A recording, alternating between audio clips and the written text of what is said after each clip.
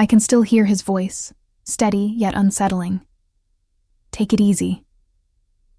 At first it sounded casual, almost like the sort of thing anyone might say to fill silence.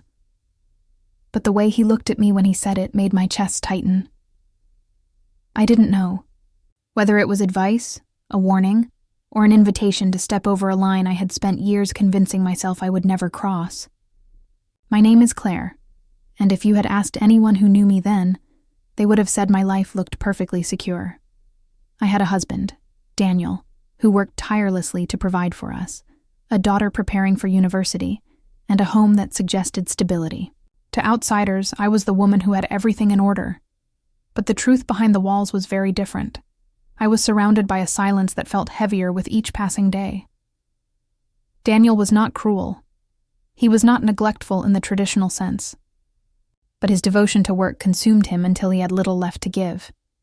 Nights were filled with brief exchanges that resembled conversations but lacked any pulse of real connection.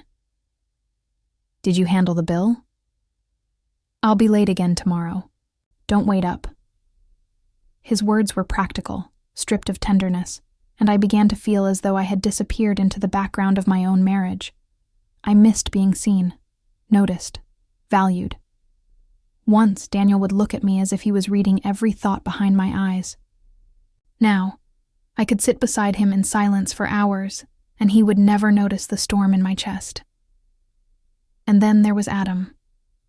He was Daniel's cousin, recently back in the city after years away, and from the moment he reappeared, his presence unsettled me. He asked questions no one else bothered to ask.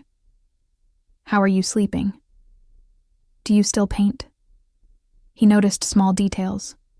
My tired eyes, the scarf I wrapped tightly around myself on cold evenings, the catch in my laugh when I tried to brush off his concern. His attentiveness was dangerous, not because of what he said, but because of how deeply I wanted to believe every word. At first, I dismissed it. He was family, after all. Politeness demanded I welcome him, and I told myself his warmth was harmless. But something about the way his gaze lingered, about how he truly listened, made me realize how starved I was for acknowledgement. That was the first fracture.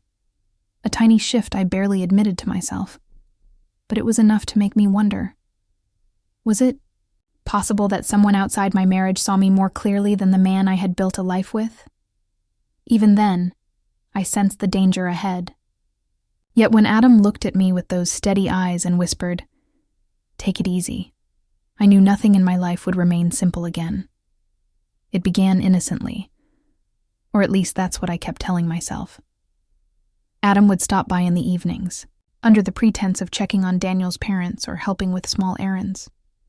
His presence filled the quiet spaces of our home, the spaces Daniel rarely occupied anymore. Where Daniel's words were clipped and functional, Adam's were open, curious, and disarmingly kind. He asked about my art, something Daniel hadn't done in years.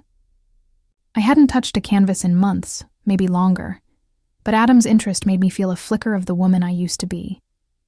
When I mentioned a half-finished painting gathering dust in the attic, his eyes lit up. "Show me sometime," he said, not as a demand but as a genuine invitation. I felt heat rising in my chest at the thought of someone wanting to see that side of me again. Yet every moment with him carried an undercurrent I couldn't ignore. I noticed how he leaned closer than necessary when we spoke, how his gaze lingered a beat too long. It wasn't overt, not enough to accuse him of anything, but subtle enough that I found myself anticipating it. And worse, I didn't resist the anticipation. Daniel, meanwhile, drifted further away. He worked late into the night, his absence no longer something I fought against but quietly accepted. The void between us widened, and Adam's presence slipped into that space like water seeping through cracks. Still, I tried to convince myself nothing was happening. I repeated silent mantras. He's family. He's just kind. You're imagining this. But the truth was harder to swallow every time Adam offered me his undivided attention. Every time he asked how I was really doing. One evening, as we stood in the kitchen, He brushed past me to reach a glass from the cupboard. The touch was accidental, barely more than a graze, but it sent a current through me that left my hands trembling. I stepped back quickly, muttering an excuse about needing to check on dinner, though the pot on the stove was already simmering. Adam didn't comment. He only gave me a look, steady and knowing, as if he felt the same spark and understood my attempt to hide it. That night, I lay awake beside Daniel, staring at the ceiling, guilt pressing down on me. Nothing had happened, not really. But the weight of my thoughts, the restless pull toward Adam's presence, felt like a betrayal all on its own. I told myself I could still control it, that I could redraw the boundary before it vanished completely. But deep down, I knew something irreversible had begun. The story wasn't about Adam alone. It was about me, about what I craved, about the part of myself I had buried for too long.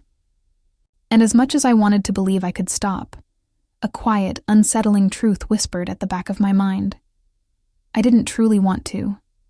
Days slipped into weeks, and with each one the boundaries I had promised myself grew thinner.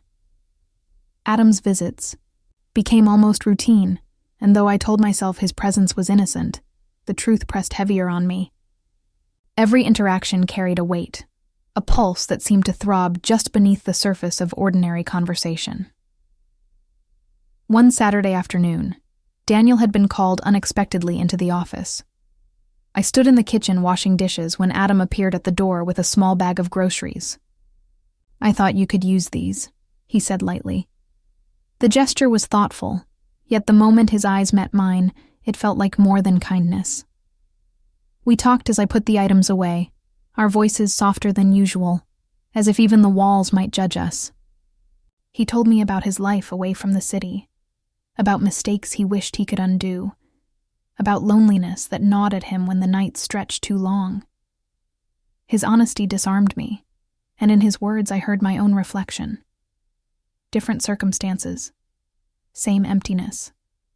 At some point, I realized I was no longer listening to his story as much as I was listening to the cadence of his voice, the comfort it wrapped around me.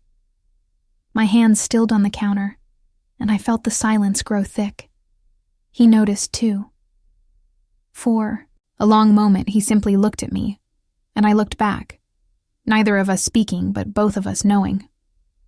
I broke the gaze first, muttering something about needing to check on the laundry. But the damage was done. The silence had said what words could not, and the pull between us became undeniable. That evening, when Daniel returned home exhausted and distracted, he barely registered my presence. He kissed the top of my head absent-mindedly and retreated to his office. I watched him go, the hollow feeling in my chest widening. The contrast between his absence and Adam's attentiveness felt unbearable. I began to notice the small changes in myself. The way I lingered near the window, half expecting to see Adam walking up the path. The way my heart quickened when my phone buzzed, hoping it might be him with some casual message. I told myself it was nothing, just harmless anticipation. But it wasn't harmless anymore. One night, Adam and I crossed paths again, this time outside.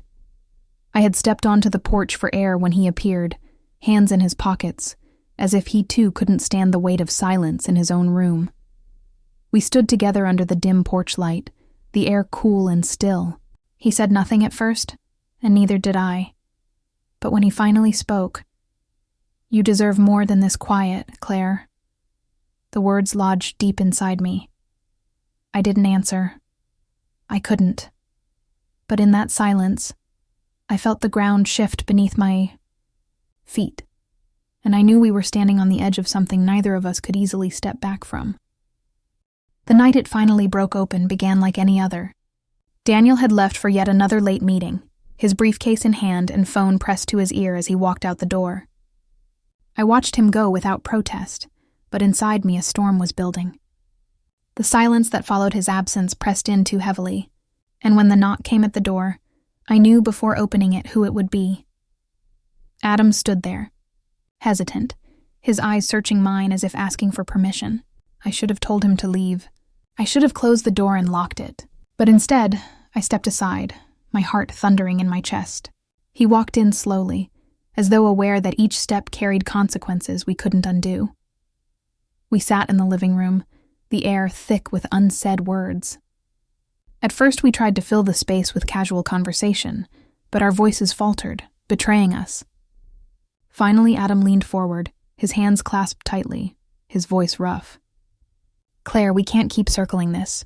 I feel something between us, and I know you feel it too." The words struck like lightning. Everything I had tried to bury, all the quiet justifications and denials, were stripped bare. My throat tightened, and I could barely find my voice.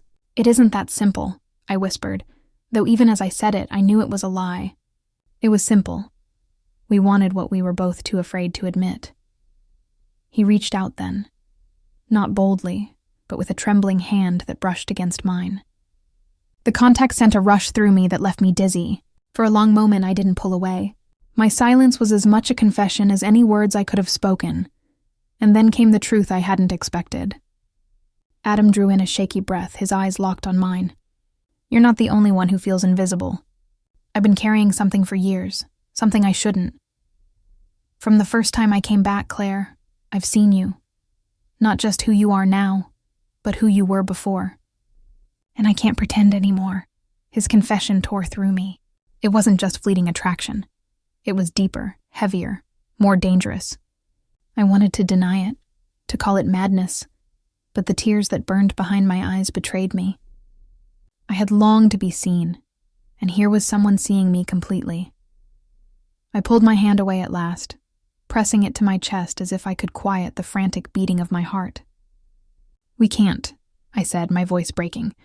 "If we do this, everything changes." Adam didn't argue. He only nodded slowly, pain flickering across his face. But even as he agreed, I knew the truth.